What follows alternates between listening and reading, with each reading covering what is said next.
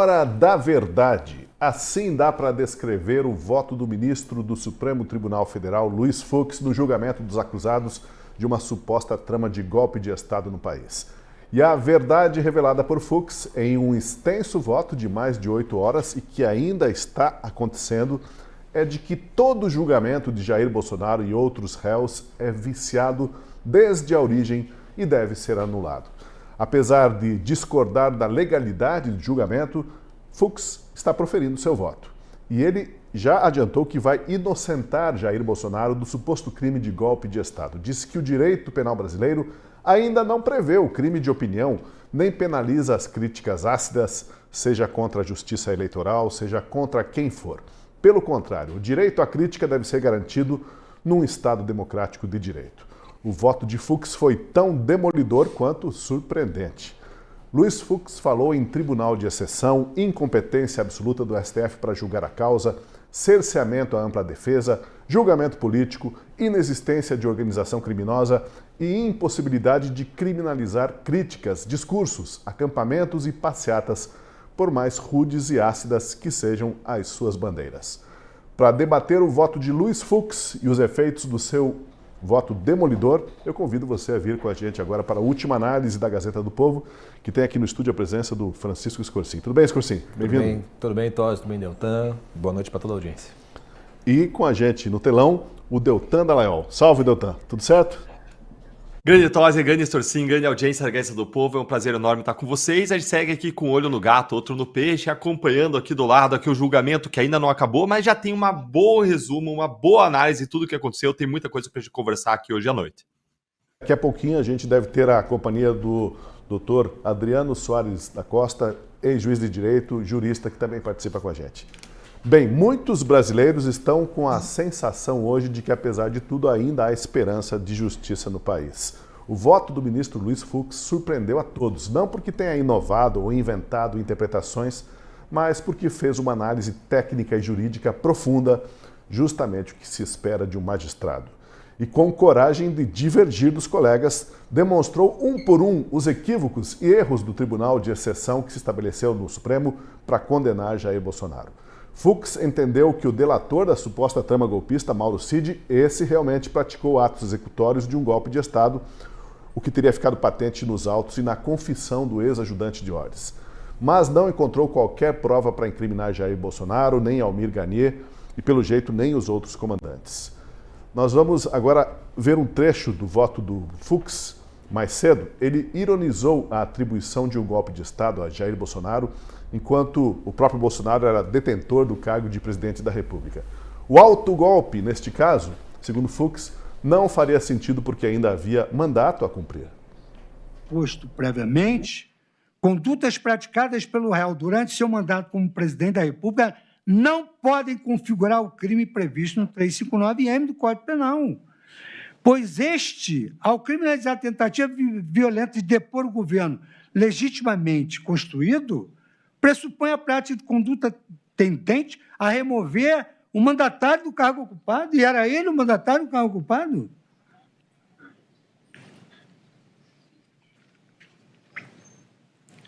Resta fora dos limites semânticos do tipo penal o comportamento do mandatário que se encontra no exercício do cargo, mas viola os deveres e limites a ele inerentes com o intuito de perpetuar-se no poder o chamado autogolpe. Repito que a criminalização de tentativa de autogolpe, por analogia em Malam Partem, do artigo 359-M do Código Penal, abriria um gravíssimo precedente de analogia em Malam Partem. E eu citei desde o início, nós, juízes da Suprema Corte, criamos precedentes vinculativos a mais de 18 mil juízes. E seria um precedente muito perigoso para a responsabilização penal de agentes políticos. Bom, a gente já vai comentar essa fala do Fux. Vamos acrescentar mais um trecho do que ele votou hoje, quando ele rebateu completamente o argumento que buscava responsabilizar Jair Bolsonaro pelos atos de 8 de janeiro. Não encontra amparo na legislação criminal a pretensão de considerar alguém partícipe de um crime praticado meses ou anos depois, por terceiros, com os quais não possui qualquer relação, tão somente por ter proferido palavras e falas genericamente consideradas como incentivo à ruptura institucional. Seria igualmente absurdo, por exemplo, considerar partícipe de um atentado à vida de candidato à presidência da República, como ocorreu, todos aqueles que houvessem proferido discursos inflamados e críticos à sua pessoa, criando um ambiente de incentivo à violência. Já imaginou se as correntes políticas contrárias que têm a liberdade de expressão e o jogo democrático, o jogo político é assim? Se pudesse imputar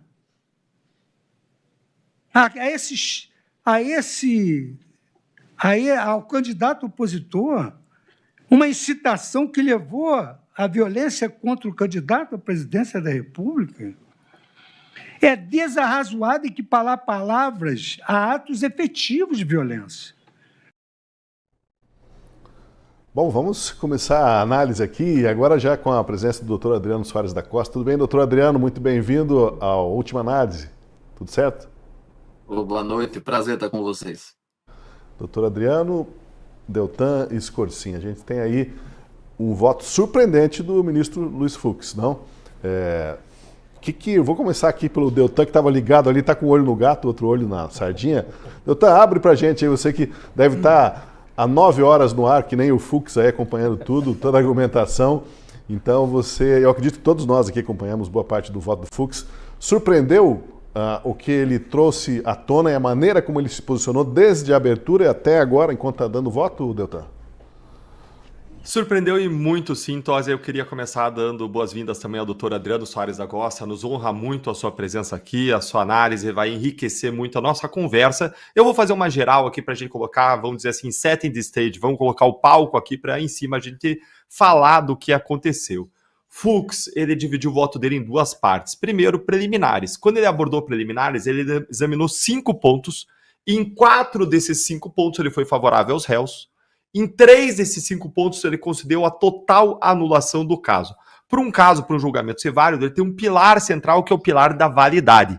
E 3 desses golpes que Fux deu, 3 desses entendimentos de Fux em relação a 3 questões, simplesmente derrubam esse pilar central. O que aconteceu? O Fux primeiro disse que o Supremo Tribunal Federal não é competente para examinar esse caso, e sim o juiz de primeira instância. Isso anularia completamente o caso. Segundo, ele disse que se o Supremo fosse competente, não seria competente a turma, e sim o plenário, o que também derruba completamente o caso. Em terceiro lugar, ele disse que há cerceamento de defesa. Ele disse que houve aí o que a gente chama de document dumping, ou seja, as defesas foram soterradas com o documento. E não se trata de existir ou não ali prova de acusação, porque as provas de acusação são trazidas para a própria acusação, para a denúncia, para as alegações finais. Mas a questão é se ali tem alguma prova exculpatória que as defesas possam usar. E nos mais de 70 terabytes de informações ali, isso caracteriza aí a bilhões e bilhões de páginas impressas. Então, 3 fundamentos muito fortes para a anulação do caso criminal, destoando completamente dos ministros que votaram anteriormente. Em quarto lugar, Fux disse que, em relação ao deputado Alexandre Ramagem, ele concordava com a suspensão do julgamento em relação ao crime de organização criminosa, porque se existisse, teria se protraído, se estendido no tempo até um momento em que ele já estava no exercício do mandato parlamentar e, portanto, deveria ter sido suspenso também. Ou seja, até agora a gente já viu o Fux concedendo 4 dos pedidos preliminares. Em último lugar, esse foi o único pedido em que Fux não concordou com os réus. Ele disse aqui que a delação de Mauro Cid ela é válida. Ou seja, ele não anulou a delação do Mauro Cid, mas também ele não entrou ali nos detalhes da voluntariedade do Mauro Cid. Ele não enfrentou a questão daqueles áudios vazados do Mauro Cid. É um ponto em que eu respeitosamente aí discordo bastante da posição do ministro, mas vamos dizer aí que a gente ganhou de 4-1 na fundamentação do Fux em relação a vários pontos que podem derrubar todo o julgamento. Depois Fux foi para analisar o mérito do caso. Vamos lembrar que tem 5 crimes imputados aos réus. Primeiro, o crime de organização criminosa, depois tem 2 crimes de dano, que é o dano qualificado, referente a 8 de janeiro, e também a deterioração do patrimônio tombado, referente a 8 de janeiro. E por fim, você tem os 2 crimes mais graves, abolição violenta do Estado Democrático de Direito e golpe de Estado. Como que Fux falou genericamente desses crimes? Ele falou, olha, Organização criminosa não é configurado, porque não tem um requisito necessário que é permanência e estabilidade de uma associação para a prática de crimes de modo indefinido, crimes indeterminados. E ele derrubou esse crime para todos os réus. Depois ele falou dos crimes de dano qualificado e de deterioração de patrimônio tombado. Disse que você não pode aplicar os dois crimes em relação aos réus, mas um só. Você aplica aí o que chama de uma regra de especialidade, e ele disse que o que se aplicaria seria a deterioração do patrimônio tombado, mas ele também disse que não tem nada que vincule os réus com, especificamente, os danos causados, que isso partiu de uma decisão dos manifestantes, e apresentou uma série de argumentos nesse sentido. E, por fim, em último lugar, ele falou dos crimes de abolição violenta do Estado Democrático de Direito e de golpe de Estado. E aí, primeiro ele deu a entender que ele absolveu os réus, mas depois, quando ele passou a analisar a conduta de réu por réu, ele condenou Mauro Cid pelo crime de abolição violenta, tentativa de abolição violenta do Estado Democrático de Direito. E a gente tem aí vários pormenores para analisar, mas de modo muito grosseiro. Dos 5 crimes, ele derrubou os crimes, 3 dos 5 em relação a todos os réus, sobraram 2. Esses 2, a abolição violenta de Estado Democrático de Direito e de tentativa de golpe de Estado, ele unificou os dois, dizendo que um absorve o outro, e aí ele passou a examinar réu a réu, em qual caso de qual réu que deve ou não ser condenado por esses crimes. Esse é um overview do voto. E vamos lembrar que o voto ainda não acabou, ele ainda está votando em relação réu por réu, quem deve ou não ser condenado por esses 2 últimos crimes que ele unificou em um só. Esse é um panorama geral aí do voto do Luiz Fux. Quero saber do doutor Adriano. Doutor Adriano, durante o julgamento, a gente ficava percebendo a expressão facial dos outros ministros, quando dava para ver. Havia um certo constrangimento, uma certa situação ali de desconforto, né? Porque o ministro Luiz Fux entrou derrubando as teses que até então pareciam ser um consenso ali, aquele mesmo discurso repetido por alguns magistrados, repetido por parte da mídia, e ele se comportou como um magistrado independente, como deve ser, e até trouxe esse ar fresco para muitos que estavam desacreditados da justiça. A gente vê nos comentários das pessoas elas afirmando: parece que ainda temos um juiz, ainda temos um magistrado que se comporta de forma autônoma, independente, sem ter esse espírito de corpo dos seus pares e pensando com seus próprios pensamentos e sua própria jurisprudência. Como é que o senhor analisa o voto do Fux nesse contexto de um juiz mais autônomo e mais corajoso, que ele demonstrou ser hoje no voto, porque talvez poucos esperavam que ele fosse tão contundente? O primeiro prazer estar aqui com vocês. O Dallagnol fez um resumo assim, mas perfeito. Ele pegou todo em Fux Trust, né, Dallagnol. Na verdade, o Fux, o voto dele está em andamento, mas assim, o voto dele foi extremamente técnico. Esse é o primeiro ponto.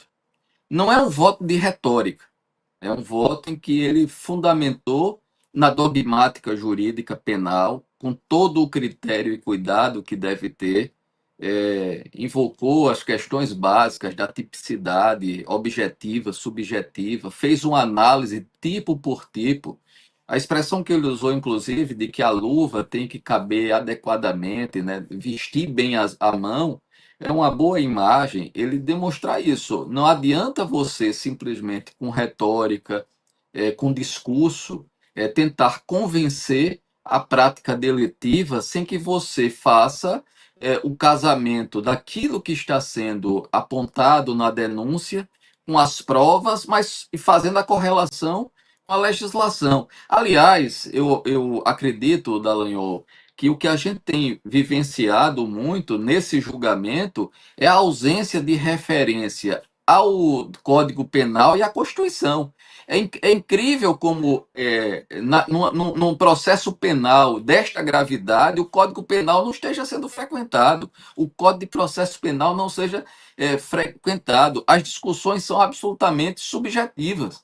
Né? Isso aqui espanta, porque o que o voto do Fux tem de revolucionário nesse processo é dizer o seguinte: olha, nós temos uma legislação, nós temos uma doutrina consolidada, não é? E nós temos uma jurisprudência. E aí o que é impressionante, Tosi, nesse voto é o seguinte: ele se utiliza, inclusive, da ação penal 470, do mensalão, não é?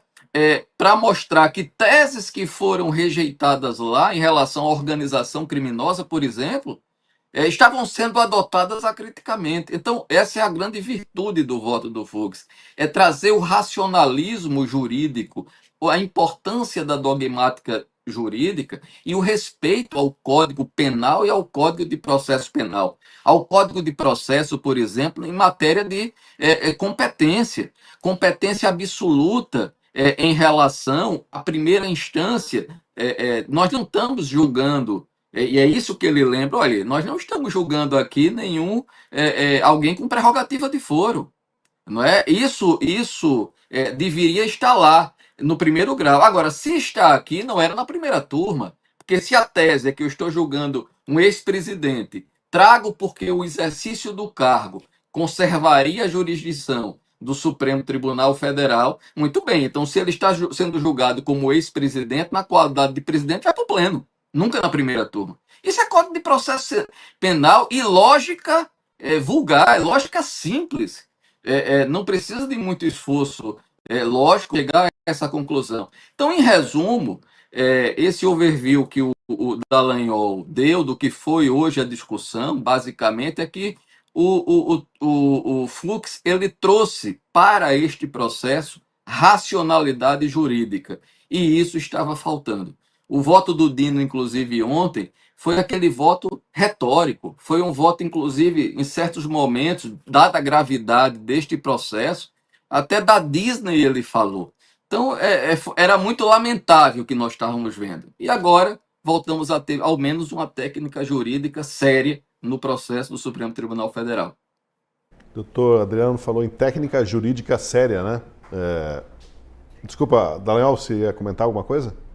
Eu ia comentar que o Adriano ele tá perfeito, ele foi num ponto fulcral. Se eu for esquecer tudo que ele argumentou em termos de fatos, provas, dos crimes específicos, o que eu destacaria exatamente o que Adriano Soares trouxe. O que mais chamou atenção no voto do Fux foi o fato de que ele fundamentou profundamente. Qual foi a minha leitura disso? O que o Fux quis dizer com uma fundamentação profunda, e ele invocou toda hora, cada abordagem dele, ele buscava embasar na Constituição, na lei, e mais do que isso, nos grandes autores que sempre trataram do direito penal, nos professores que foram professores do meu pai, foram professores dos meus professores, os autores clássicos do direito penal. Gente do naipe de Nelson Hungria, Frederico Marques, autores formidáveis que formaram uma geração de penalistas, de processualistas. Fragoso, exatamente. Pessoas formidáveis, autores formidáveis. Toda hora ele citava os caras para dizer, olha, eu tô aqui, não tô aplicando a minha vontade, eu tô do lado da doutrina e do processo penal que sempre foram ensinados. Eles que estão aplicando a vontade deles. Eu estou do lado do direito, eu estou do lado da Constituição, das leis, do que sempre se ensinou. Ele citou jurisprudência, decisões de tribunais brasileiros e estrangeiros para endossar a sua posição, meio que dizendo assim, olha, aqui eu posso estar isolado na corte, mas eu não estou isolado, porque na verdade eu estou do lado da lei, da Constituição e dos grandes autores. Eles podem estar aqui em grupo, podem me dar 4 contra 1, contra o meu voto, mas eles estão apenas com a vontade, com o pensamento e com um wishful thinking, uma vontade deles de punir Bolsonaro e os réus da trama golpista. Discursinho, isso que o doutor Adriano e o Dallagnol disseram explica por que ele se demorou tanto, está se demorando tanto, né? Vai dar umas 9 horas de voto. Teve, por exemplo, só sobre organização criminosa ali, acho que foi quase 1 hora, explicando, fundamentando o conceito, para depois dizer, ó, sem arma, sem uso de armas, sem tais e tais requisitos, não existe organização criminosa, não pode ser imputado isso, né? Mas, enfim, o que você tem a dizer sobre o voto surpreendente do Fux? Eu acho que o surpreendente é os outros votos não serem tão extensos e longos, dado o tamanho da narrativa construída desde 2021, com 8 réus, né, sei lá quantos trocentos terabytes de provas. Qualquer abordagem séria levaria muito tempo para fazer uma avaliação. Eu acho que o que o ministro Fux está fazendo hoje, e deixa claro algo que, os críticos já diziam, né? Mas uma coisa é os críticos dizer, outra a gente vê dentro do próprio STF isso acontecer. Quando a gente está diante do... Vou pegar o gancho do discurso retórico do Flávio Dino, que o doutor Adriano apontou. Aristóteles já dizia que o discurso humano tem quatro formas dele se atualizar. E esses quatro tipos de discursos humanos, ele tem também 4 tipos de destinatários, 4 tipos de credibilidade que são exigidas de cada um desses discursos. Um deles, por exemplo, é o discurso ficcional, né? Onde aquela história só precisa ser meramente possível, né? A pessoa tem que meio que comprar aquele discurso e pronto. Você entra naquilo lá, você entra na sala de cinema, você sabe que nada daquilo é de verdade, mas você vai lá e você vai assistir uma história. O discurso retórico já é diferente. O discurso retórico ele exige da pessoa que está assistindo, né, que tome uma atitude, seja para você comprar alguma coisa, seja para você votar em um candidato, ou então para que você julgue alguma coisa, né? Um jurado ou um juiz de direito. Quando a gente começa a subir o nível do discurso, o discurso dialético já implica uma sincera busca pela verdade do que está sendo debatido. Até se chegar no ponto mais alto, que é o lógico, onde a verdade está descoberta e você parte para uma dedução, né? Você tem como se fosse as premissas já estão dadas. Por que eu me permiti fazer essa explicação? Para poder diferenciar um pouco do que está acontecendo no STF, em particular com esse julgamento. Tudo que eles destacaram a respeito do voto do ministro Fux permite a gente visualizar que dentro de um processo qualquer que seja, o discurso retórico é admissível para o advogado e para o promotor de justiça, para a defesa e para a acusação. Porque eles estão ali tentando convencer o juiz ou o júri, né, a absolver ou a condenar de acordo com a sua premissa. Então há um espaço para que você possa usar da retórica para convencer e vai um pouquinho além. Tanto que qualquer um que já assistiu um júri sabe que tem todo um teatrão do advogado e do promotor, mas não do juiz. Porque a função do juiz, ele tem a função, e o ministro Alexandre de Moraes ontem falou que os alunos de direito, nos primeiros anos da faculdade, já sabem que temos que buscar a verdade real, né? Mas a verdade real nem sempre você encontra, então existe a verdade processual, que é aquela baseada nos fatos e nas provas e aquela melhor que se pode chegar. Mas é dever do juiz justamente julgar de uma maneira em que fatos e provas sejam muito, muito, muito claros e construídos, não para se construir uma narrativa retórica para convencer alguém, nem uma narrativa ficcional para parecer que é possível alguma coisa. Então o primeiro efeito que eu acho que o voto do ministro Fux foi, e eu acho que 1% da população vai entender o voto inteiro, porque ele é extremamente técnico mesmo, acho que só os juristas vão conseguir dissecar tudo isso, mas o efeito dele, ele é um efeito quase que exorcizante dentro daquela turma. Ele é mercúrio no formigueiro. Porque até teve notícia que um monte de assessor chegou com um monte de papel para o Alexandre de Moraes e eles ficaram tudo meio atônitos, porque ninguém esperava esta profundidade de divergência. Se esperava alguma divergência, mas não neste nível, vamos dizer assim, nesse grau, onde o ministro Fux atua como um juiz, que de maneira dialética procura encontrar uma verdade a partir do que está nos autos. O primeiro trecho que a gente colocou aqui, ele falando assim, como é que pode estar querendo derrubar o governo eleito se ele era o governante eleito? Isso não faz o menor sentido pela literalidade do texto. Então, quanto mais técnico ele fazia, mais ele exorcizava os outros votos, que nem retóricos dá para dizer. E isso eu acho que é uma coisa importante. O ministro Dinos, quem assistiu ontem, tinha horas que ele parecia um sujeito muito humano, que ele estava quase que sofrendo para fazer aquele... Os juízes também sentem, a gente não sei o quê, tá. O Alexandre de Moraes não, né? Já mais agressivo, mais falando alto. Mas tinha toda uma dimensão de retórica e era um jogo para fora e não para o processo. Foi muito curioso que eu fui assistir alguns comentaristas e acho que um advogado criminalista num programa conceituado ontem, ao comentar tecnicamente os votos do Moraes e do Dino, ele fez uma análise de o quanto o Moraes e o Dino conseguiram convencer as pessoas. Não falou da técnica só se for de coreógrafo, de cenógrafo, de ator ou qualquer coisa que o valha. Quer dizer, não foi feito uma apresentação de um voto, como o do ministro Fux, em que se analisa os fatos e as provas. Foi um voto retórico baseado numa narrativa ficcional. Então, o poder que o voto do ministro Fux tem no voto do Moraes e do Dino, e acho que bota em maus lençóis os próximos que vão votar também, porque não vai dar para ficar somente na narrativa ficcional como se fosse uma historinha para ser contada. Já não dá mais para ficar isso, porque não se trata nem mais de retórica. Você veja, o discurso ficcional, sabe o que me parece, até vendo essa narrativa, parece um pouco De Volta para o Futuro. Lembra do filme do De Volta para o Futuro? Que quando ele voltava lá para o futuro, ele não podia interferir no passado, porque se ele interferisse no passado, mudava o futuro. Ele acabou interferindo, o pai e a mãe dele talvez não se encontrassem, e aí ele começa a assumir na foto que ele tem, ele começa a não conseguir tocar guitarra, numa das cenas mais icônicas do filme. Até que tudo dá certo, os pais deles ficam, e aí o filme termina com ele voltando para o futuro, que é o momento presente dele, só que ele volta e não é mais a mesma família. Não é a mesma casa. O pai e a mãe dele têm outra história. O que significa dizer que a premissa do filme, ela tem uma contradição lógica em si mesma. Ele tinha que ter desaparecido também, porque ele tem que ser outra pessoa quando ele volta, porque os pais dele foram outros nesse processo. Por que a gente não se incomoda com isso? A gente se diverte e acha o filme maravilhoso. Eu adoro o filme, é dos meus preferidos. Porque o discurso ficcional, ele só exige que você compre a história, compre a ideia. A narrativa que o Alexandre de Moraes impingiu ao Procurador-Geral da República, que para mim é o que vai sair mais humilhado de tudo isso, que ele construiu então, como um péssimo escritor, essa narrativa toda, basta você acender a luz do cinema para mostrar, fazer, não tem como voltar lá em 2021 para estar combinando uma organização criminosa para ter depredação em 8 de janeiro. Não faz o menor sentido em 2 segundos. Então o poder do voto do ministro Fux, ele é um poder exorcizante. É possível que o ministro Fux se torne o Felca do STF. Porque se a gente voltar, lembra do influencer Felca? Aquilo que o Felca falava, Damares Alves falava como senadora, você tinha outros influenciadores, já tinham falado todos a mesma coisa, mas não adiantava falar. Tinha que ser alguém que aparentemente é isento de tudo isso e que não tem lado. E é mais ou menos isso que é o ministro Luiz Fux. Como é que você vai ignorar? Como boa parte da mídia faz quando as críticas vêm. Não, então, o potencial dele ser um Felca no STF é bastante grande. Se vai ou não, a gente vai ter que esperar as cenas dos próximos capítulos. Mas acho que isso é importante de destacar. O que o ministro Luiz Fux faz é mostrar o quão ficcional, né, o quão diretores de quinta categoria são o Procurador-Geral da República, o ministro Alexandre de Moraes e, mais ainda, o ministro Flávio Dino. Nenhum deles individualizou as condutas dos réus, dos seus votos. Todos numa grande historinha contada e cheia de muita retórica que só convence quem não precisa mais ser convencido.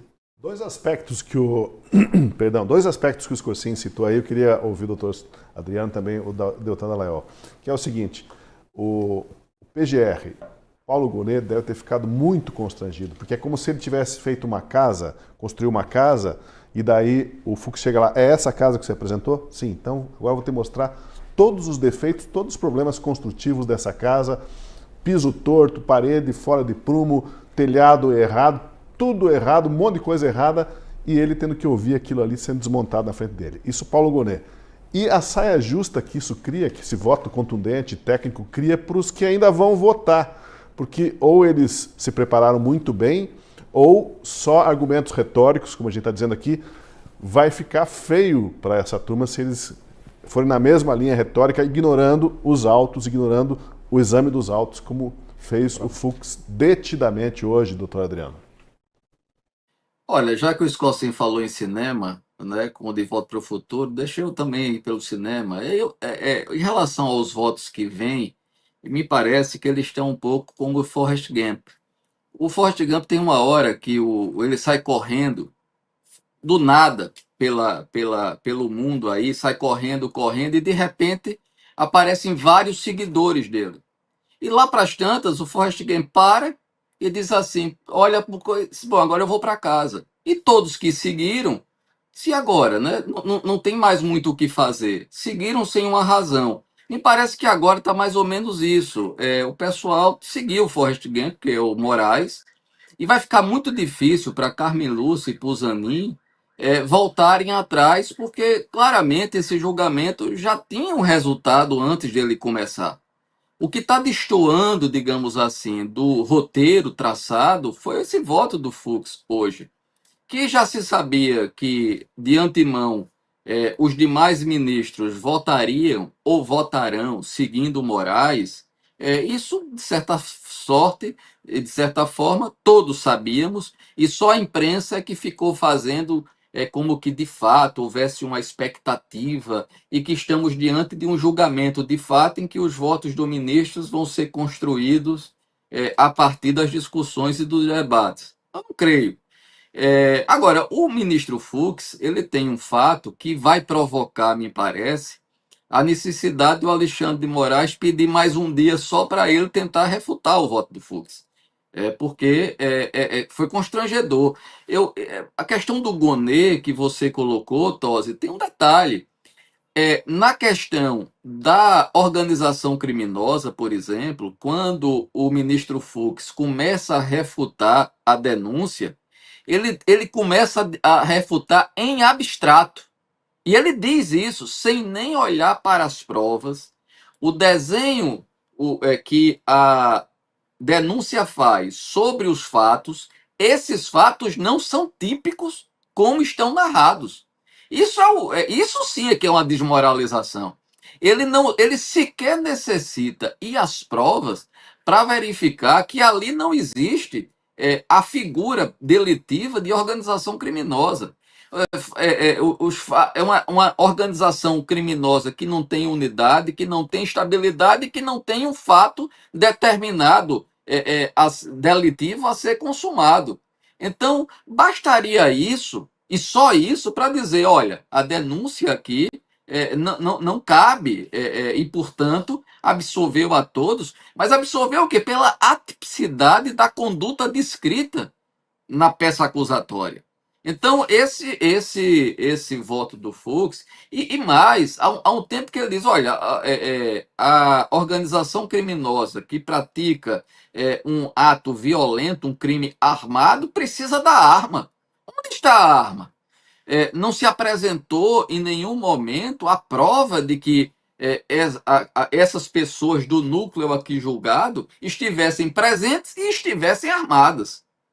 Então, a narrativa, ela esvazia por si só, e me parece que o grande aspecto desse voto do Fux, como eu disse, além da questão técnica bem explorada, dos aspectos legais, da bela exposição doutrinária, tanto nacional quanto estrangeira, a invocação de precedentes aqui, alhures, por exemplo, comparou com as decisões da Corte Suprema, da Corte Constitucional Americana, fez toda uma análise dos fatos, mas ele vai decompondo a denúncia, mostrando como ela é frágil e como esta fragilidade foi sendo escondida através de toda uma retórica, de todo um discurso voltado mais a convencer os espectadores,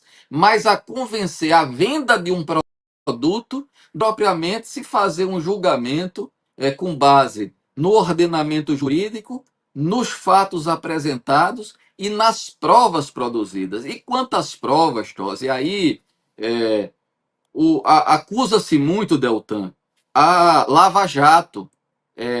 Eu fui, inclusive, crítico em algumas questões da Lava Jato, mas há uma grande diferença qualitativa. Eu não vi na Lava Jato a atuação do Ministério Público sem provas. Eu não vi na Lava Jato processos criminais em que as provas simplesmente inexistissem. E neste caso aqui é evidente. E aí veja, Deltan, críticas que foram feitas muito forte para anular a Lava Jato, vários procedimentos, se encaixariam muito mais a este procedimento desta ação penal. Eu fico pensando, Deltan, como você se sente como tendo sido líder da Força Tarefa, e veja, e que eu posso dizer, muitas das questões jurídicas, como o uso do bayesianismo, do argumento abdutivo, eu era crítico. Mas veja, isso é uma coisa. Outra coisa é você, diante de um processo penal, trazer simplesmente a denúncia, falecer elementos básicos de prova. E isso o Fux demonstrou. Então, eu fico a imaginar você que hoje assiste isso como ex-membro do Ministério Público, deve ser um tanto chocante, né? Porque é um processo penal e um processo penal absolutamente fora dos marcos legais. Totalmente fora dos marcos legais. Eu vou te dizer como que eu me sinto, Adriano. Eu me sinto desmascarando os hipócritas. Aqueles que derrubaram a Lava Jato sob o argumento de que a Lava Jato praticaria supostas ilegalidades jamais comprovadas, e que agora mantém um caso mesmo diante de ilegalidades absolutamente escancaradas. Se havia alguma ilegalidade na Lava Jato, essas seriam 1000 vezes piores. Se havia alguma suspeição do Moro, que eles tiveram que encaixar 7 coisas diferentes para dizer que havia... Olha o que aconteceu com o Moraes. Moraes é a autoalegada vítima do crime. Ele pergunta, o plano envolvendo mim contra mim mesmo? Ele é vítima, em nenhum lugar do mundo se admite isso. Então eu me sinto olhando para ministros cujas máscaras estão caindo diante de toda a população.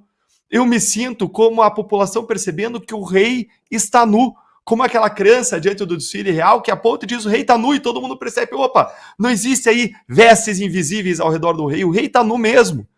Então, eu vou invocar aqui um filme, já que vocês invocaram 2 filmes bacanas aí, também vou invocar um filme além do Forrest Gump, além De Volta para o Futuro, vou invocar 12 Homens e uma Sentença. É um filme muito bacana em que um júri está discutindo sobre a condenação ou absolvição de um réu dentro de uma sala. Nos Estados Unidos eles discutem dentro de uma sala fechada, e em muitos estados o júri precisa alcançar um veredito unânime, então eles discutem por bastante tempo, por quanto tempo for necessário, para eles alcançarem uma unanimidade. Se não alcançarem, o júri se dissolve.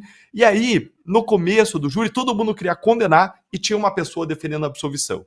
Só que conforme o filme vai se desenvolvendo, ele vai trazendo questionamentos sobre os depoimentos, questionamentos sobre as provas, todo mundo se convence de que os réus são, na verdade, inocentes, de que o réu, na verdade, é inocente e deve ser absolvido, de que existe uma dúvida razoável que deve gerar a absolvição do réu.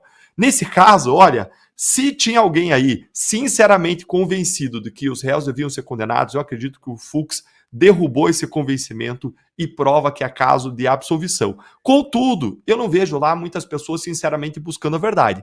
A minha leitura dos ministros é que muita gente ali está se movendo por interesses, por uma perspectiva ideológica, por uma batalha que fazem contra o bolsonarismo, em que tem o Bolsonaro como um símbolo maior, e que eles veem essa luta contra o bolsonarismo, contra Bolsonaro, contra esses réus, como uma luta de autopreservação, em que ou eles matam, entre aspas, jogam na cadeia, ou eles correm risco de ser mortos lá na frente, entre aspas também, com pedidos de impeachment contra eles, com a vitória das direitas nas urnas no ano que vem, e uma perspectiva de impeachment de ministros do STF. E impeachment não é só a perda do poder, pode implicar também perdas econômicas tremendas, porque o número de abusos que eles praticaram, se eles forem devidamente responsabilizados pelos seus atos, isso pode levar eles até a insolvência civil. Então, para eles, eu vejo que é uma questão até mesmo aí de sobrevivência. E a gente tem muito para falar desse caso ainda, mas para fechar, olha, Adriano, você disse que você é crítico da Lava Jato, tem alguns pontos aí que você tem resistência, mas eu quero te dizer uma coisa. Se a gente sentar, é só questão a gente sentar e de eu ter tempo para eu te convencer do contrário, que eu vou tornar você um grande aderente, um grande apoiador da Lava Jato. Pois olha, o ministro Luiz Fux, ele desmontou um monte de teses ali, né? Uma a uma, e dedicou tempo para isso. Não poupou, não economizou. Não acabou ainda, né?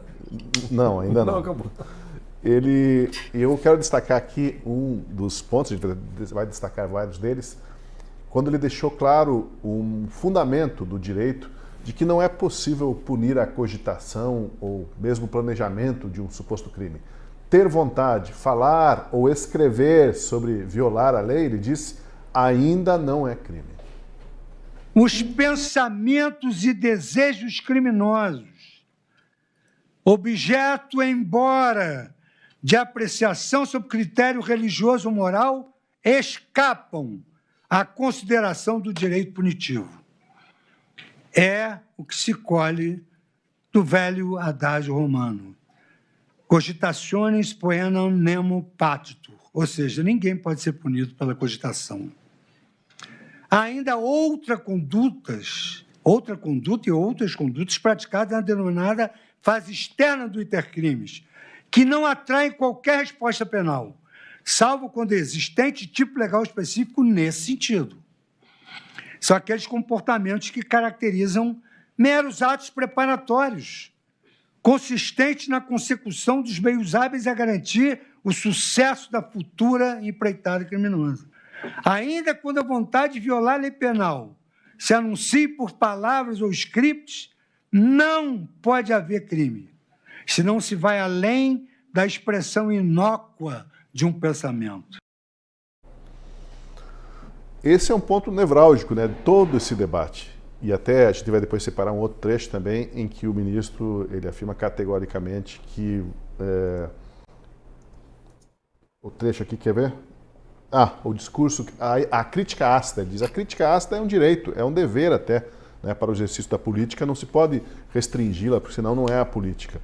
Mas nesse ponto aí, Scorsin, ele colocou realmente que o pensamento, você imaginar algo, cogitar algo, ainda não é crime. E mesmo se anotado no papelzinho, se gravado em algum lugar, né, se confessionado para o padre, né, ou para alguém, Sim. o desejo e a cogitação não é crime. Parece tão óbvio, mas enfim, foi preciso ele... Sim, sim.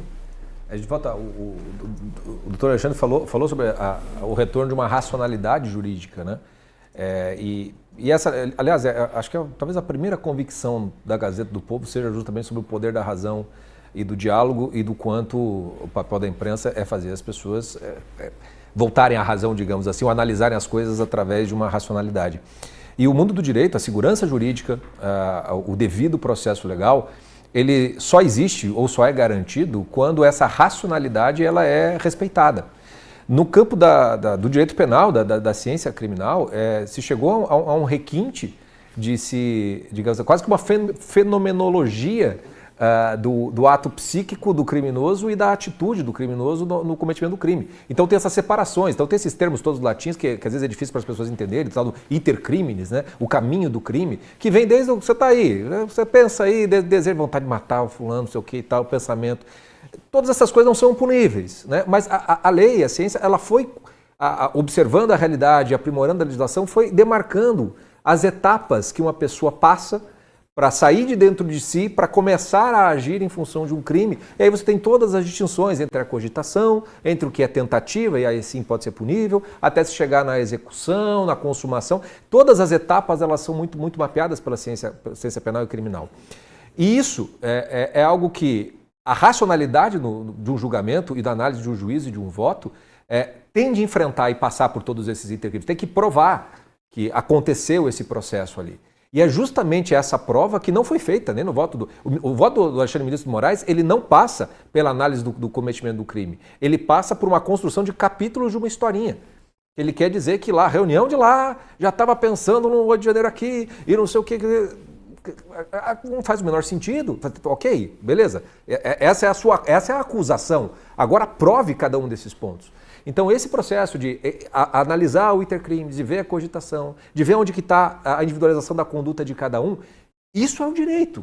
Né? Quer dizer, o que o ministro Fux está fazendo não é nenhum espetáculo do direito, alguma coisa. É simplesmente se fazer o básico.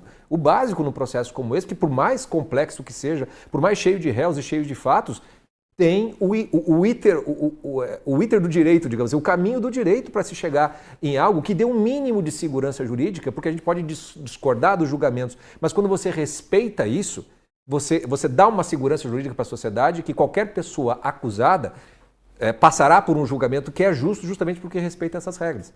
O que o ministro Fux está fazendo parece um negócio extremamente original, extremamente significativo, mas não é nada mais do que deveria ser o ordinário, o banal, ainda mais no Supremo Tribunal Federal, para a gente ver o tamanho do buraco em que a gente se colocou e como o que se fez até aqui é o que realmente está rompendo o Estado Democrático de Direito. Em linha com o que você está falando, deixa eu apresentar mais um trecho da manifestação do Fux, daí eu quero ouvir o doutor Adriano e o Dallagnol.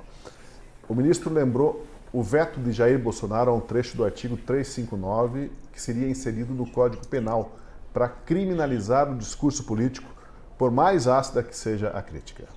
Efetivamente, esse dispositivo foi vetado.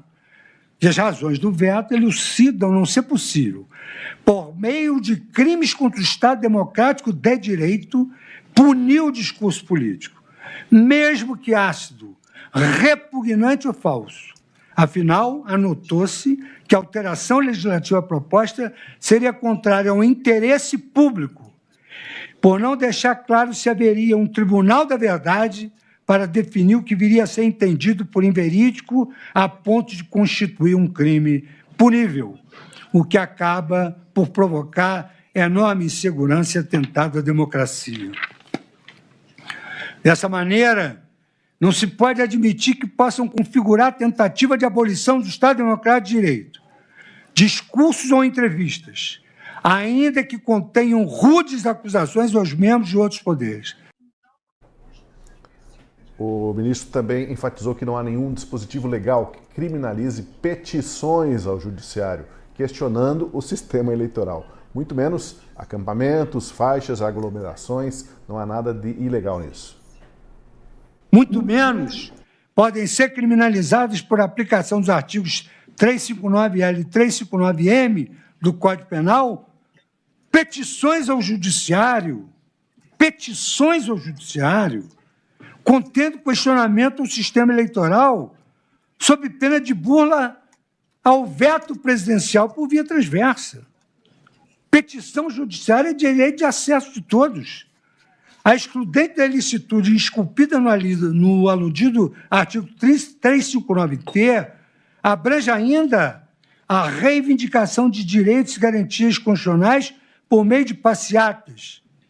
A lei exclui a ilicitude por meio de reivindicação de direitos e garantias constitucionais por meio de passeatas, de reuniões, de greves, de aglomerações ou de qualquer outra forma de manifestação política com propósitos sociais. Ou seja, não configuram crimes eventuais acampamentos, manifestações, faixas e aglomerações que consistem em manifestação política com propósitos sociais, assim entendido, o desejo sincero de participar do autogoverno democrático, mesmo quando isso inclua a resignação pacífica contra os poderes públicos.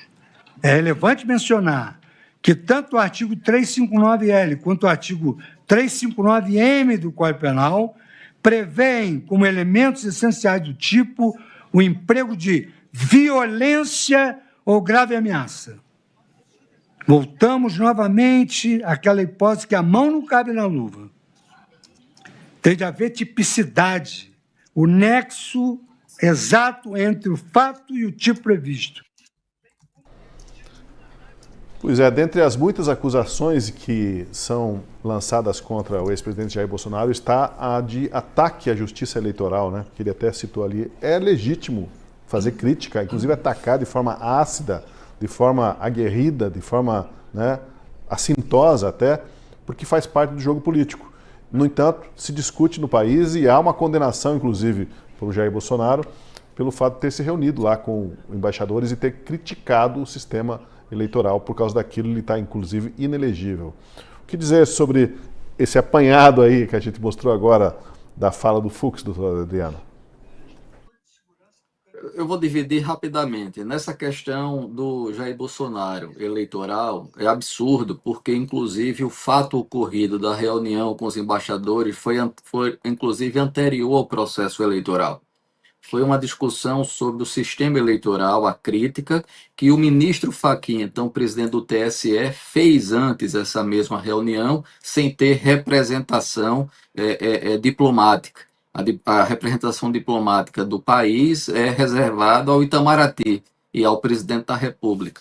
Então, aquela reunião, pode-se fazer uma crítica, pode-se dizer o que for em relação às argumentações do presidente da República, mas foi ele, no exercício legítimo do seu mandato, discutindo abertamente e publicamente sobre matéria do sistema eleitoral brasileiro e das críticas que ele tinha, dentro do campo de absoluta legitimidade. Essa ação eleitoral, ela em vários aspectos é absurda, inclusive porque abuso de poder, seja político, seja econômico, pressupõe o benefício próprio do candidato ao pleito eleitoral. E, no entanto, o que a Justiça Eleitoral fez aí numa inversão completa de valores foi transformar aquele discurso em ataque à Justiça Eleitoral como causa de inelegibilidade. E isso não é hipótese da lei das inelegibilidades. Então, este caso do ex-presidente Jair Bolsonaro, ele é juridicamente atípico.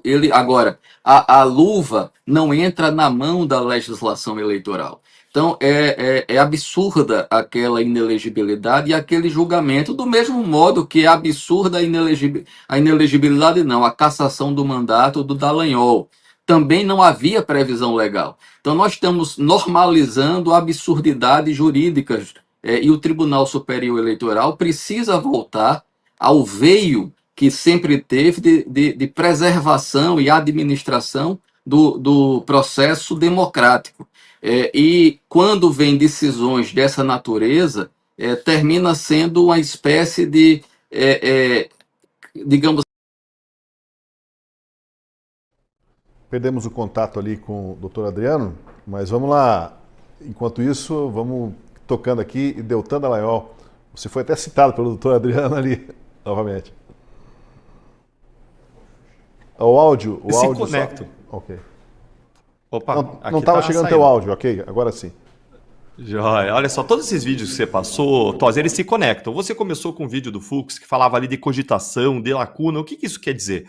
Quando que o Fux trouxe esse primeiro vídeo que você passou? Ele trouxe exatamente quando ele estava falando agora dos crimes de abolição violenta do Estado Democrático de Direito e de golpe de Estado. E aí ele falou duas coisas. Ele disse o seguinte, olha, nenhuma cogitação pode ser punida. E mais, se você, outro ministro da STF, quer punir cogitação, você está errado. Porque se existe alguma lacuna na lei que não foi preenchida pelo legislador, ainda que você na tua cabeça ache que tem que ser punido, você não tem o direito de fazer isso.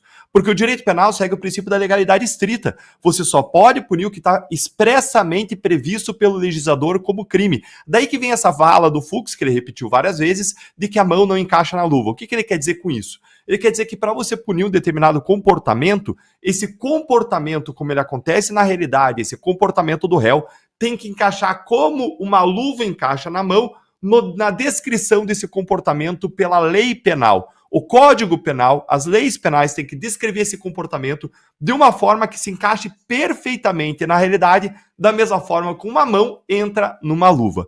Então, vejam só. Primeiro, cogitação não pode ser punida. Esse é o princípio geral do direito penal. Preparação de um crime não pode ser punida, salvo quando a lei especificamente prevê a preparação como crime. Fux disse isso expressamente, e é o que a gente tem falado aqui na Gazeta e repetido desde há um ano atrás. E ele disse que, se vocês, ministros, acham que tem alguma lacuna aí, não cabe a vocês preencher, cabe ao legislador. Aí, em seguida, você veio com o segundo vídeo mostrando ainda o Fux falando, olha, não adianta querer punir manifestação política, porque não está descrito na lei como crime. Aliás, isso foi expressamente vetada na época de promulgação dessa lei, dessa redação nova aí do Código Penal, foi expressamente vetado pelo presidente. Não caracteriza crime, esses crimes contra a segurança nacional, esses crimes do Código Penal de atentado ao Estado Democrático de Direito, de tentativa de golpe, etc., quando existem manifestações de cunho político, discursos de cunho político. Aliás, o próprio PT, a esquerda, foi contra a criminalização desse tipo de comportamento porque entendeu que poderia ser usado contra o MST. E eles se entendeu que não se deveria punir discursos e manifestações com objetivos políticos. E agora querem usar isso contra a direita. O que mostra, mais uma vez, aí 2 pesos, 2 medidas. E aí você trouxe ainda um terceiro vídeo, Tosi, em que o ministro Fux fala que petições ao judiciário não podem ser criminalizadas. Isso entra dentro do mesmo contexto. Qual é o contexto? O contexto de que petição ao judiciário não se enquadra na descrição legal de comportamento que é criminoso.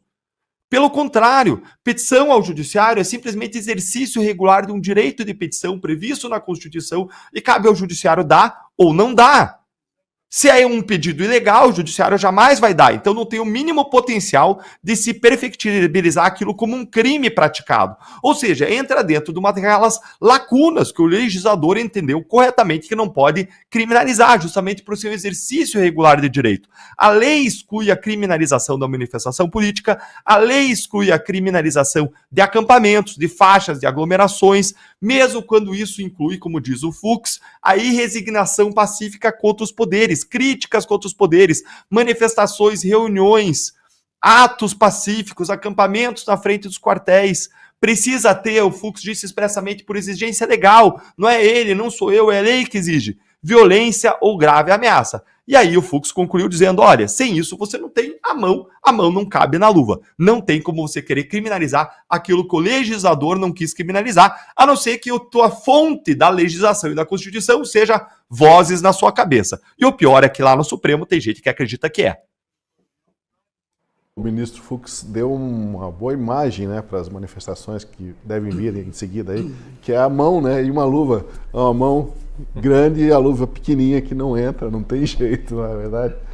Olha, o ministro... Tosi, deixa eu só fazer uma observação, porque caiu, que é o seguinte, essa fala do Dallagnol é complementar com o seguinte, veja, o direito à manifestação, ele é direito fundamental Para alguns que têm uma visão de direito natural, inclusive acima da própria Constituição, é da própria condição de direitos humanos, o direito à manifestação, à liberdade de pensamento, e não concedido por uma tutela estatal.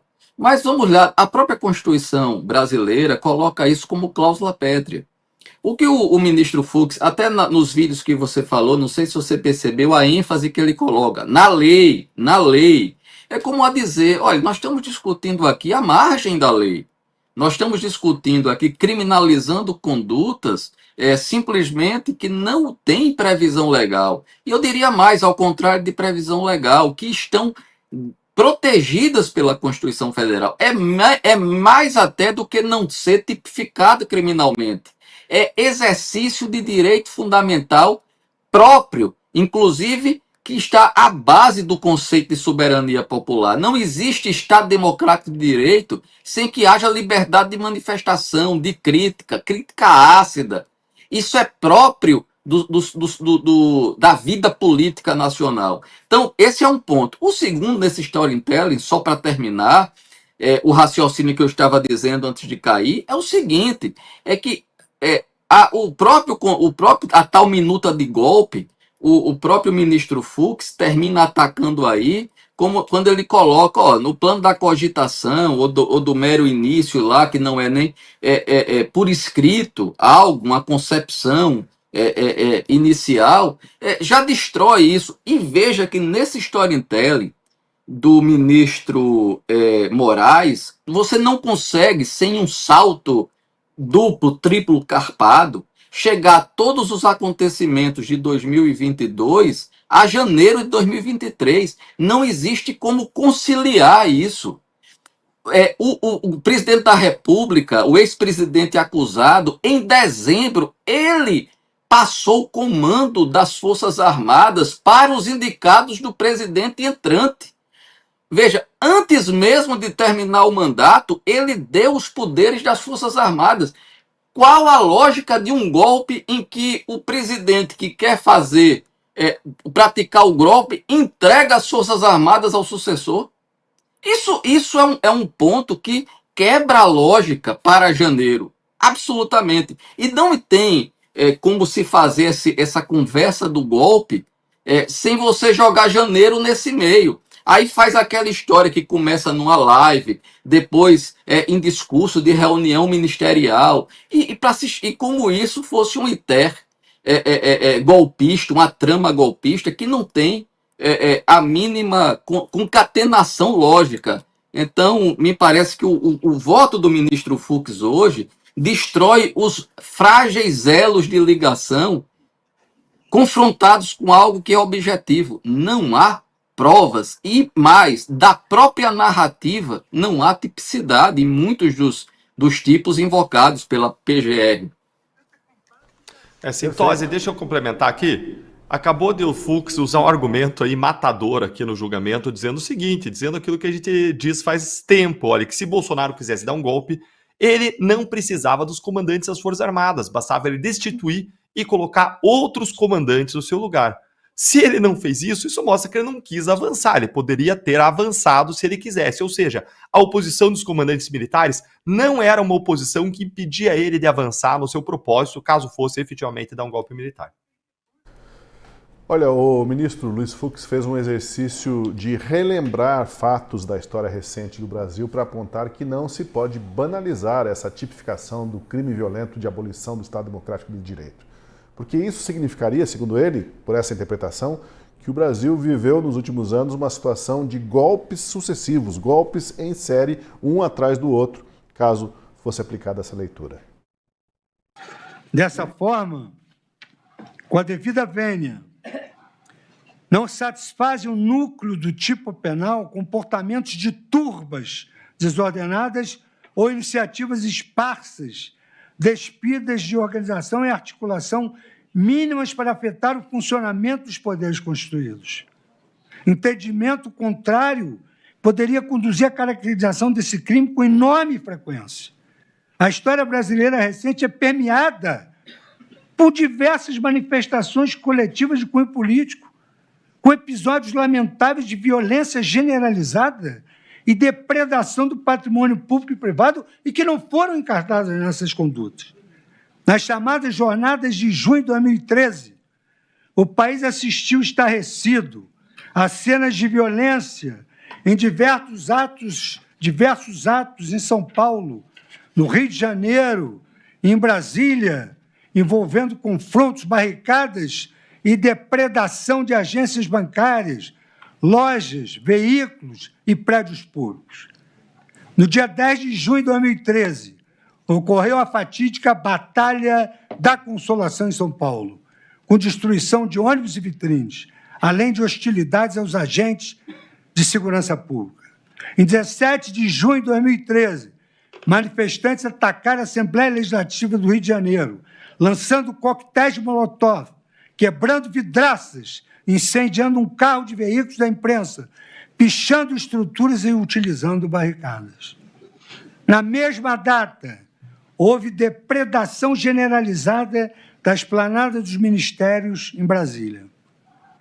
Criminosos lançaram rojões e incendiários, danificaram a Catedral de Brasília, bem como depredaram o Palácio do Itamaraty e o prédio do Congresso Nacional. Em agosto de 2013, centenas de vândalos invadiram o prédio. Agosto de 2013, centenas de vândalos invadiram o prédio da Câmara Municipal do Rio de Janeiro e entraram em confronto físico com a polícia. No ano seguinte, protestos de natureza política no contexto da Copa do Mundo de Futebol de 2014 também geraram um caos de destruição. No Rio de Janeiro, em 6 de fevereiro de 2014, o cinegrafista Santiago Andrade foi covardemente assassinado ao ser atingido por um rojão durante protestos violentos no centro da cidade. Há diversas imagens registradas pela imprensa de pessoas portando bandeiras de partidos políticos durante as práticas criminosas naquela oportunidade. Eu fiz questão aí de deixar todo o trecho, esse relato do ministro, porque ele historiou, né, os eventos desde 2013, uma sucessão de eventos que, se fosse pela lógica de alguns colegas dele na corte, teríamos passado por sucessivos golpes de Estado. Ele ainda lembrou que os envolvidos nos vandalismos de 2013, conhecido como os Black Blocs, foram absolvidos porque não houve individualização de suas condutas nos atos de vandalismo e que essa lógica não foi aplicada aos julgados em 8 de janeiro. Não se pode reconhecer a responsabilidade solidária de todos os componentes do grupo aos danos ocorridos em 8 de janeiro de 2023. E não estamos tratando dos aloprados do século XXI. No século anterior apareceu uma montanha de dinheiro que foi recolhida por aloprados. Não se sabe a autoria, não se sabe o destino do processo. Os Black Blocs invadiram o Rio e São Paulo. Foram absolvidos. Não se pode reconhecer uma responsabilidade solidária por todos os danos ocorridos em 8 de janeiro de 2023. E não estamos tratando dessas pessoas que eu mencionei. Faltou só o ministro dizer ali, né? Lá eram manifestantes de esquerda e agora são manifestantes de direita, né? Porque a história relata isso. É a diferença, né? E uma coisa que eu acho que o Marcília costuma falar muito isso, né? Se a gente pegar, qual é a diferença então do que aconteceu no 8 de janeiro, de um protesto que saiu a massa que sai do controle, etc. e tal, de todos esses, né? É o fato de que só essa de direita, digamos assim, nenhuma outra é. E que no final das contas, se você não consegue diferenciar isso, e você vai para... Juntamos com os vídeos anteriores dele falando sobre a criminalização do direito de petição, por exemplo, né? Ou então de direitos básicos e fundamentais sendo exercidos e criminalizados. Na prática, o que esse processo criminaliza, no final das contas, é a liberdade de expressão mesmo. E é a liberdade de expressão de um grupo determinado, de uma ideologia que não tem o direito do protesto e sequer de falar. A multa que foi aplicada, por exemplo, ao PL, por uma petição feita lá por conta da época aquilo é de um absurdo tão tamanho que me espanta que o próprio PL tenha ficado quieto naquilo, que tenham desistido correndo de medo. Porque se enquadra muito disso. Uma das consequências dessa ação penal é o fato de que a liberdade de expressão ela é completamente dizimada nesse momento, e não porque vai ser proibido aqui e acolá, mas porque não se pode falar uma série de coisas. Nós aqui no próprio programa, certas palavras, o próprio YouTube vai derrubar o alcance do negócio se você usar certas palavras. Porque a gente está dentro desse contexto e é isso que está acontecendo. Quando o ministro Fux lembra a normalidade que, olha, protestos saem do controle e as pessoas têm que ser punidas, ninguém está dizendo que quem quebrou tudo no 8 de janeiro não tem de ser punido. Não se trata disso. Mas o fato é que tem que ser punido por aquilo que realmente fez. A individualização das condutas, né? Se tem um golpe e um esquema todo por trás para fazer aquilo, isso tem que ser provado, isso tem que ser mostrado e não apenas deduzido, porque, afinal de contas, já que são de direita, já que tinha crítica para isso, tinha crítica para aquilo, então, no fundo, eu estou penalizando a palavra, a linguagem, a retórica, como uma violência, que é o que o ministro Fux pede ali. Tem que ter a tipicidade. Aonde está a violência? Aonde está a grave ameaça? Se você não consegue delimitar exatamente onde isso acontece. Está no próprio uso da palavra. Quer dizer, falar contra, criticar contra já seria uma violência e uma grave ameaça. E, portanto, já uma tentativa de se cometer esses crimes. No final das contas, tudo se resume a uma questão de liberdade de expressão mesmo. E o voto do ministro Fux, ele é valoroso para nos devolver uma liberdade de poder dizer as coisas sem parecer que eu estou cometendo um crime de golpe de Estado. Se a gente não tem o voto do Luiz Fux ali, quase que estaremos sendo forçados a uma lavagem cerebral, né? Porque todo mundo raciocinando num sentido e você fica se perguntando, será que nós é que somos seres inaptos, que não entendemos a lógica da justiça e eles estão certos? Será que nós precisamos rever os nossos conceitos? Não somos iluminados o suficientes, né? Deltan. Tosi, deixa eu trazer aqui uma breaking news aqui. O julgamento agora foi suspenso, entrou no intervalo e a conclusão aí foi de que Fux votou para absolver Bolsonaro de todos os crimes, e de modo extremamente bem fundamentado. Ele foi analisando prova a prova, foi destruindo prova a prova, fundamento a fundamento, ele foi detonando toda a base, a suposta base que Alexandre de Moraes estava buscando, essa base ilusória de narrativa para condenar Bolsonaro. Um voto muito técnico, muito bem fundamentado, um voto histórico e que expõe que o rei está nu. O Fux, ele fez várias inversões de lógica. Você mencionou uma agora, Tosi, mostrando esses vídeos, que foi a inversão que ele disse que existe um duplo padrão, né? Quando é a direita lá no 8 de janeiro, aí é todo tipo de crime, de golpe de Estado, atentado violento ao Estado Democrático de Direito, e quando é a esquerda fazendo isso em várias manifestações, ele mencionou manifestações no Rio de Janeiro, em Brasília, São Paulo, aí não é nada, né? Aí raramente teve uma ou outra condenação, e ele até menciona que quando teve foi apenas do tipo 1 ano de prisão, ou multa, ou pena alternativa, totalmente diferente do que está acontecendo com a direita. Mas não foi a única inversão que ele fez, não.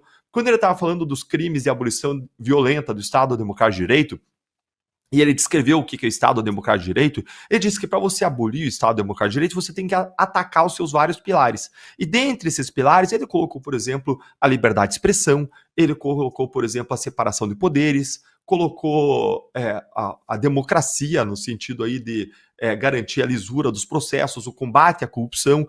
E aí você fica pensando, mas será que ele não estava, na verdade, aí indicando que quem deveria estar no banco dos réus é o verdadeiro STF, por passar pano para a corrupção dos grandes corruptos, por violar a liberdade de expressão, por atropelar os outros poderes, violar a separação de poderes. E aí ele chegou num ponto crucial dizendo, mais uma vez invertendo a narrativa, ele colocou, olha, se teve alguma abolição violenta de Estado Democrático de Direito, teve isso lá no Mensalão, lá atrás, quando eles buscaram controlar o Estado, subverter, fazer uma atuação subversiva para controlar o Estado por dentro, roubando muito dinheiro, investindo nas eleições e com um projeto de perpetuação de poder.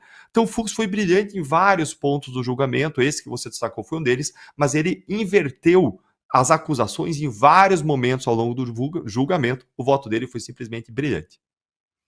Doutor Adriano, eu queria enfatizar com o senhor aí aquele aspecto que eu estava abordando aqui na conversa anterior, que é assim, se não tem o voto do Fux, dá a impressão que todos nós somos uns analfabetos em termos de justiça e da administração do direito e deveríamos seguir como vaquinhas de presépio que diz os outros ministros, porque afinal eles são os iluminados. Então, ele, com esse voto, ele devolve, primeiro, a racionalidade ao processo e também legitima o pensar diferente e a convicção das pessoas de que o bom senso, o senso de justiça, ainda conta muito, né? Não é só porque alguém tem doutorado, pós-doutorado, ou porque atingiu uma carreira topo no sistema judiciário, que tudo que ele diz precisa ser aceito e precisa ser obedecido como se fosse uma autoridade máxima e não se discute. As pessoas podem ter as suas opiniões e o voto do Fux fortalece esse entendimento de que nós ainda somos donos das nossas reflexões. Olha, Tosi, houve um dado momento em que nós nos perdemos como democracia. Nós saímos de. Eu vou usar até a ministra Carmen Lúcia como exemplo pelo histórico dela. Desde quando procuradora de Estado, desde como professora, e quando ela entra no Supremo, quando a discussão sobre biografia, sobre a possibilidade ou não de se publicar sem autorização, ela deu um voto em que ela lembra a brincadeira de criança, o cala-boca já morreu. E a ministra Carmen Lúcia, ela foi, na eleição de 2022, ela, em um julgamento paradigmático, ela admite a suspensão da proibição à censura prévia prevista na Constituição como cláusula pétrea e como direito fundamental. De certa forma, ela autoriza a censura prévia até o dia 30, numa fala muito ambígua, mas que no final ela está ali conestando uma prática que é absolutamente inconstitucional.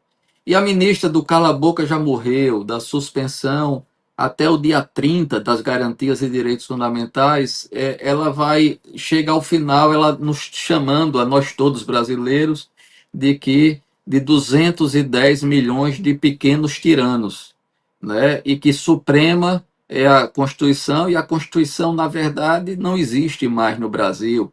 A Constituição é aquilo que os 11 ministros do Supremo dizem que ela é, e pior, cada um monocraticamente. No Brasil nós temos 11 constituições, cada ministro é uma constituição ambulante, e, na verdade, os precedentes no Brasil, os precedentes constitucionais não têm valor algum, a Constituição não tem valor algum. Aliás, tanto não tem valor algum que o próprio ministro Fux, no voto dele, ao mencionar as mudanças casuísticas sobre foro de prerrogativa de função, relembra que o próprio Supremo Tribunal Federal, num primeiro momento, a conduta até do ministro Barroso como relator, colocou o foro de prerrogativa de função como uma questão extrema, antirrepublicana, e, portanto, aqueles que perderam a função vão ao primeiro grau. E, de repente, o próprio Supremo Tribunal Federal, por um casuísmo dito pelo ministro Fux, inclusive, em face deste julgamento, quando ele já estava em curso, ou por outra, já haviam aqueles fatos que geraram essa ação penal, o Supremo mudou o foro de prerrogativa de função, atraindo para si todos esses processos. Então, essas mudanças casuísticas, elas terminam por demonstrar a fragilidade do direito constitucional brasileiro como exercido pelo Supremo. O Supremo ele criou uma juristocracia constitucional em que esse conceito de Estado democrático e de direito, ele na prática vem sendo esvaziado. Estado democrático e de direito virou uma palavra oca. Democracia, as palavras, Tosi, têm uma carga emotiva, positiva ou negativa. Democracia, ela tem uma carga emotiva positiva, como liberdade. Então, as maiores ditaduras dizem-se democráticas. A Alemanha, da Stasi, ela era a República Democrática Alemã. Né? Então, como a Coreia do Norte ela é democrática, como Cuba é democrática. Então, democracia serve hoje para, na verdade, colocar um label, um selo de qualidade em regimes autoritários.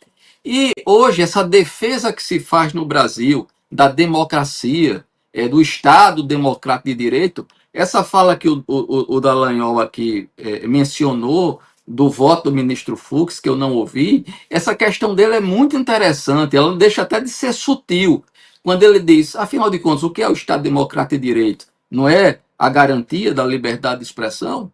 O Estado democrático de direito não é a garantia da separação de poderes? Não é o funcionamento, portanto, desse espaço de livre manifestação em que a soberania popular se exerce. Então, me parece, viu, Tosi, eu acredito que esse voto do Fux, independentemente do resultado final, ele é o grande acontecimento desse processo, mas mais do que do próprio processo, ele é um grande acontecimento deste momento da democracia brasileira. Ele não traz só racionalidade jurídica, como eu disse, mas eu vou lá mais além. Ele traz uma lógica jurídica para a deteriorização do processo político, como vem sendo feito e praticado a conduta do próprio Supremo Tribunal Federal. E isso é o grande diferencial que nos leva a essa reflexão positiva do voto histórico do ministro Fux.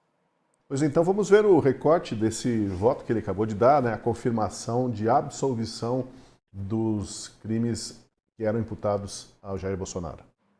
Todos esses elementos conduzem à inescapável conclusão de que não há provas suficientes para imputar ao réu Jair Messias Bolsonaro os crimes de tentativa de abolição violenta do Estado Democrático de Direito, 359, golpe de Estado, dano qualificado pela violência e grave ameaça contra o patrimônio da União e com considerável prejuízo para a vítima, artigo 163, parágrafo 1 do CP, e deterioração de patrimônio tombado, artigo 62.1 da Lei Ambiental 9605.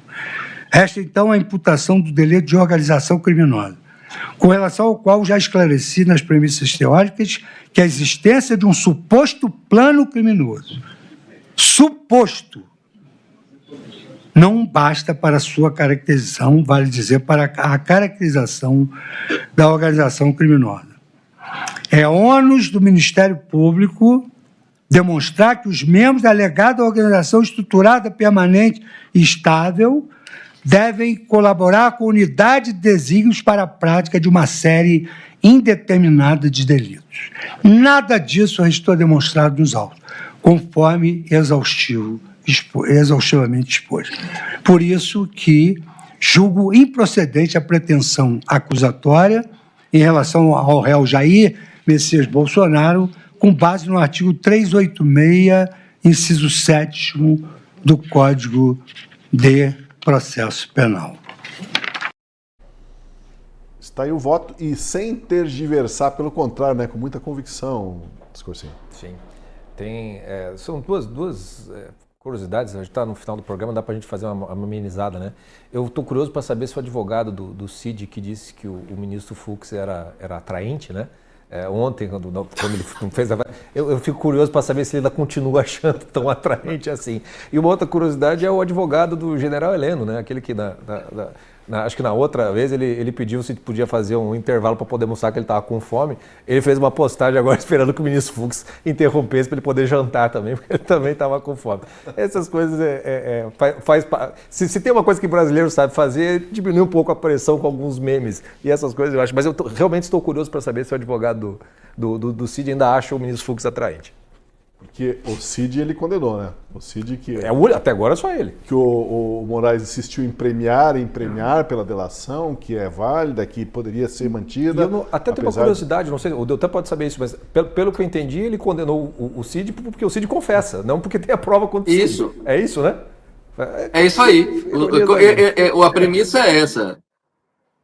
Então... Isso, mas teve o que a gente chama ali de prova de corroboração. Ele pegou também várias mensagens que o próprio Cid trocou com várias pessoas falando sobre os planos, especialmente aqueles planos Copa, Punhal Verde e Amarelo, em que ele participou daquela articulação e diz, olha, essa articulação aqui das mensagens comprova aquilo que o Cid disse, e ele deve sim ser condenado. Aliás, o próprio Cid, salvo engano, ele menciona que nas alegações finais ele buscou se esquivar e não reconhecer a prática de crimes, mas o Fux vai e reconhece com base nas provas ali que existiam.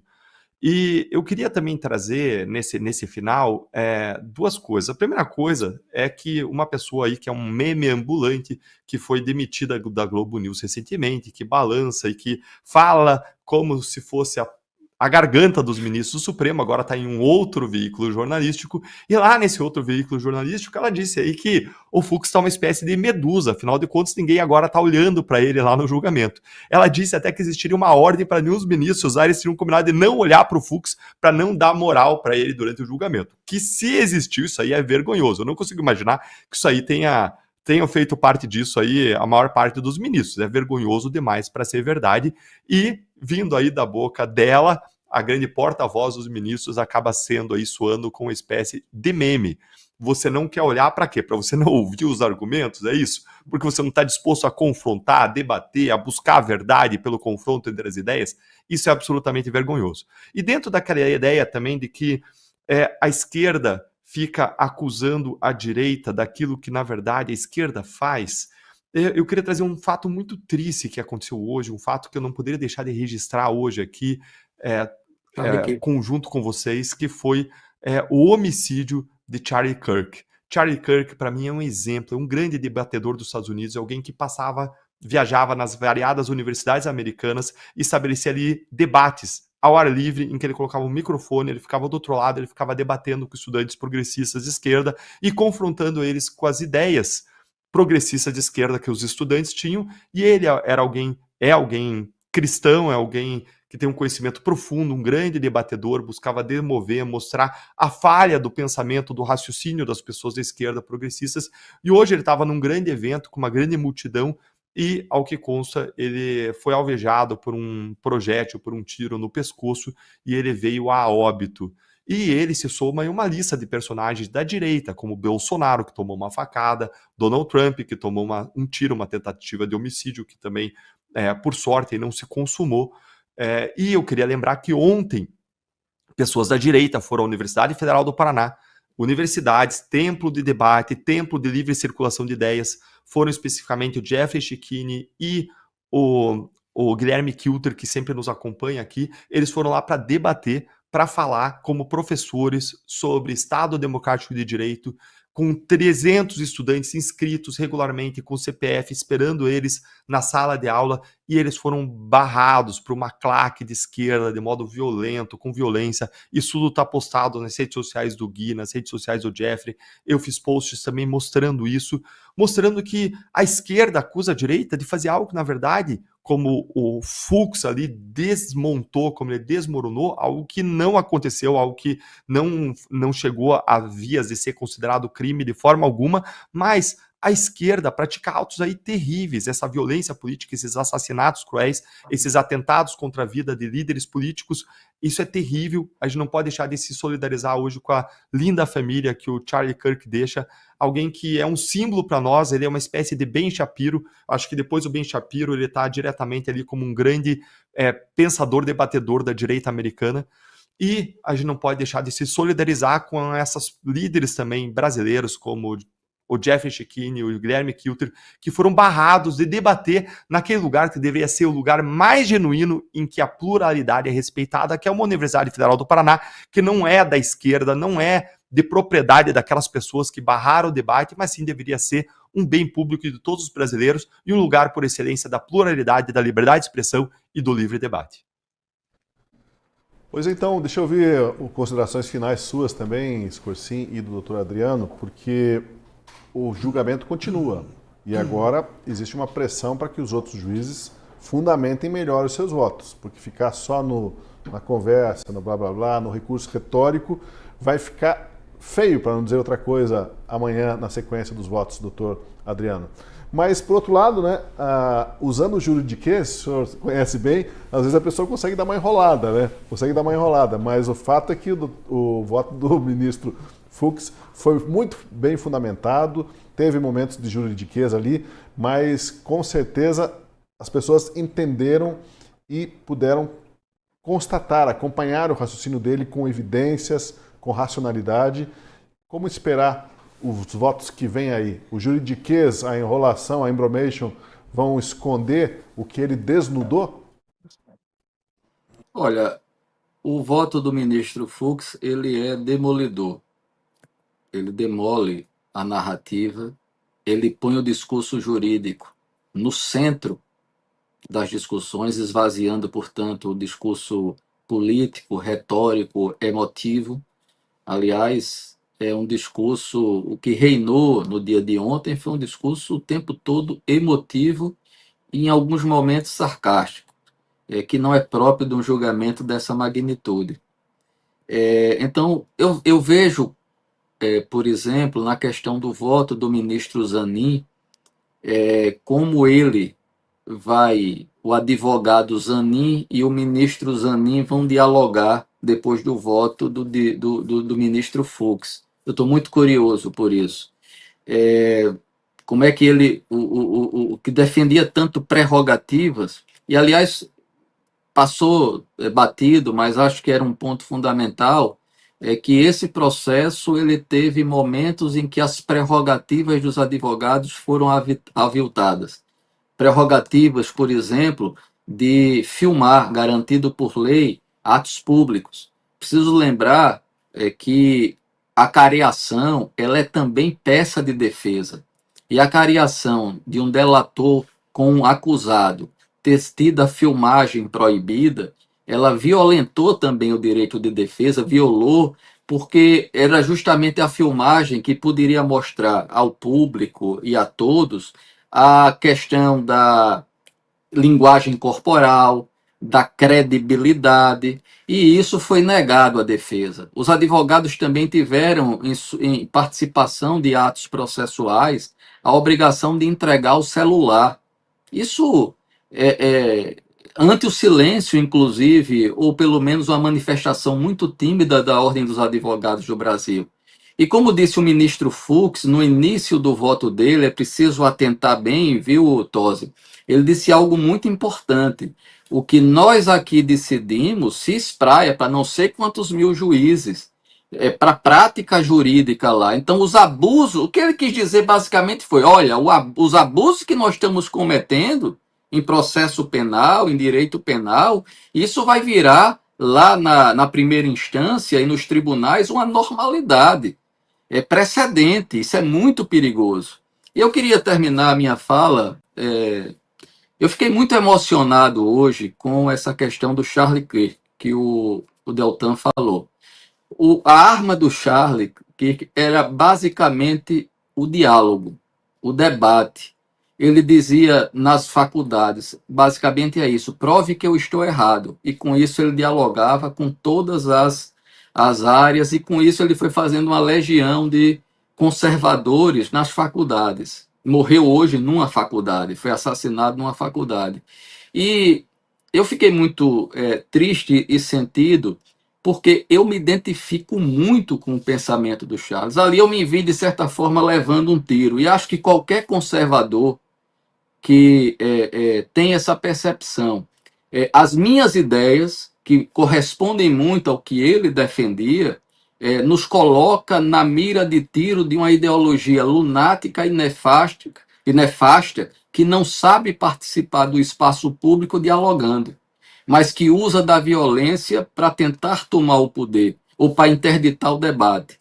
Isso que houve na Universidade Federal do Paraná. Eu já fiz palestra no Paraná, na universidade, na Faculdade de Direito. É uma vergonha. E uma vergonha para a direção da universidade, que não garantiu que ali seja um espaço público e plural, como sempre foi a Universidade do Paraná. Então, envergonha os curitibanos e os paranaenses. É lamentável. E o que aconteceu da violência política, aconteceu na Colômbia com o Uribe, também recentemente, é a demonstração de que essa racionalidade política, ela se faz num espaço público, partilhado, democrático, em que a liberdade de expressão não é cerceada. O grande perigo, Tosi, Dallagnol, Scossi, o grande perigo que a gente vê nesse discurso do Supremo é a banalização dos ataques à liberdade da expressão, a liberdade de expressão como um mal a ser evitado, a ser contido. E é isso quando a expressão racional não tem o campo próprio nas instituições, isso fomenta a violência política. Então, nesse sentido, eu me consorcio também com o voto do ministro Fux, para preservar o Estado democrático de direito, comece respeitando a liberdade de pensamento e a liberdade de expressão. Talvez esse seja o grande mérito do voto do ministro Fux no dia de hoje. Pois é, e o nosso comentarista e colunista Guilherme Kilter correu riscos ontem na universidade, por incrível que pareça, porque havia Uma vergonha. havia um grupo ali que pareciam de black blocs, não eram estudantes, não tinha cara de estudantes, muitos deles, era uma milícia ali que estava para proibir o debate, interditar a manifestação do Kilter e do Chikini. E eu também, como ex-aluno da Universidade Federal, só tenho a lamentar, né? Sim. E você, como é que você encerra aí sobre o voto amanhã que vem, ou sobre... Como estaria aqui amanhã, eu vou deixar para te responder amanhã.